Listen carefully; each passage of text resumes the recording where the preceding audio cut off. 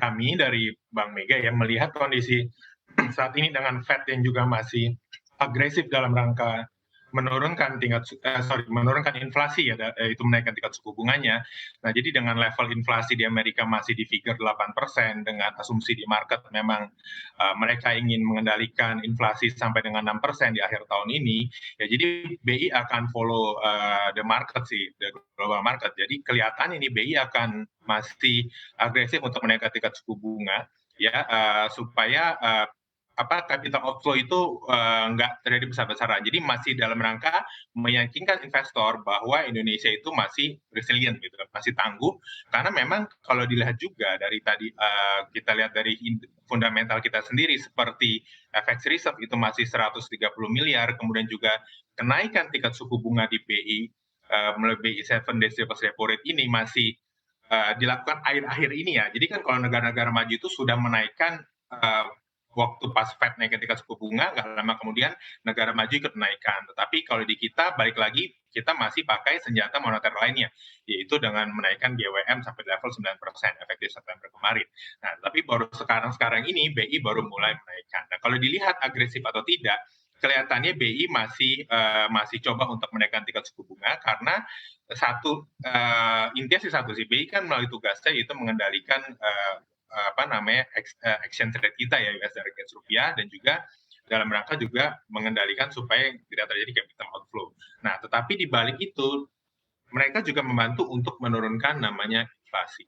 Nah, tetapi bila dilihat nih dari potensi yang ada di market, BI tetap akan menaikkan tingkat suku bunganya. Ya, kemungkinan ekspektasi masih antara 25 sampai dengan 50 basis point ya levelnya karena memang sudah 2 bulan berturut-turut menaikkan tingkat suku bunga. Nah, jadi kemungkinan BI juga masih akan menaikkan tingkat suku bunga gitu. Baik, Mas Hasmi Anda lihat kalaupun upaya-upaya sudah dilakukan dan ternyata rupiah masih ada kemungkinan untuk melemah hingga akhir tahun ini, di level berapa rupiah ini bisa menyentuh level terlemahnya? Oke, baik. Ini kan kita sekarang berbicara mengenai fundamental dan teknikal. Nah, secara fundamental level 15.600 ini, kalau dilihat secara fundamental ya tadi melalui catatan dengan APBN ekspektasi di 2022 antara 14.5 sampai 14.7, sedangkan di 2023 sampai dengan 14.800, secara fundamental kita nyaman di level antara 14.900 sampai dengan 15.100 berdasarkan supply demand di market. Nah, tetapi sekarang dia naik, saya mesti melihat dari level fundamental, dari level teknikal.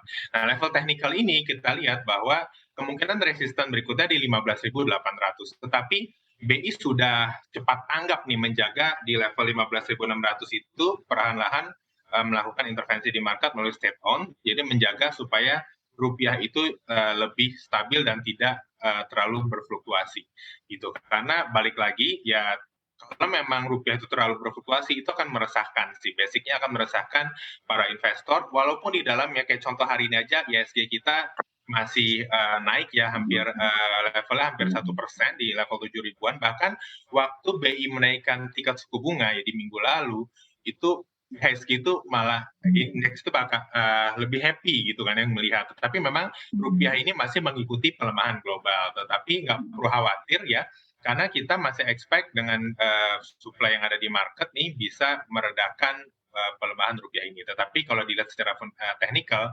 15.800 merupakan next levelnya. Karena memang kita ekspektasi sebelumnya pelemahan ini sampai dengan 15.600 gitu, Pak.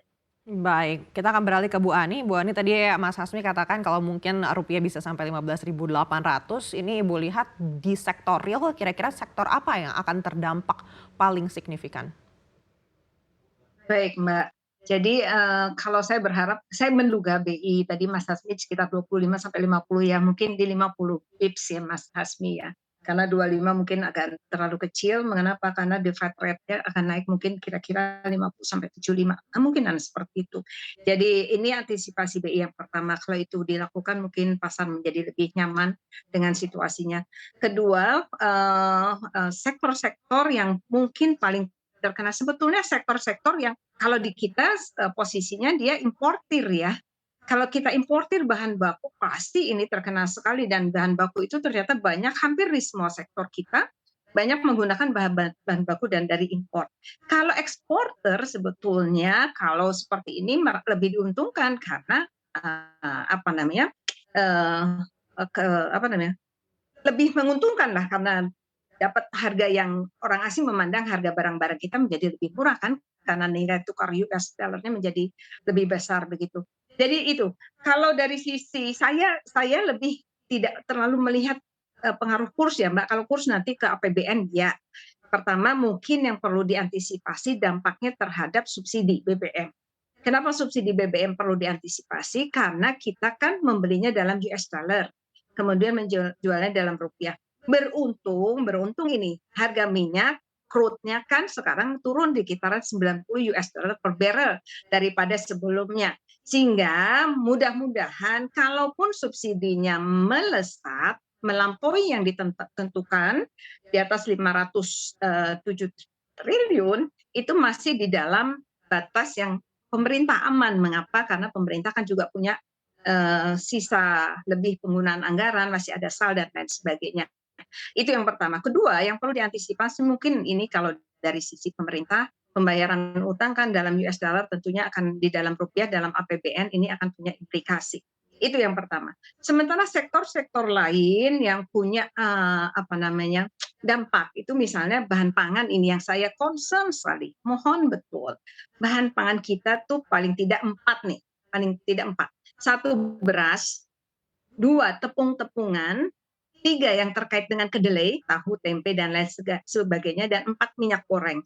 Bahan makanan pokok masyarakat Indonesia golongan menengah bawah, saya concern menengah bawah, kalau menengah atas uangnya banyak lah di bank, jadi aman.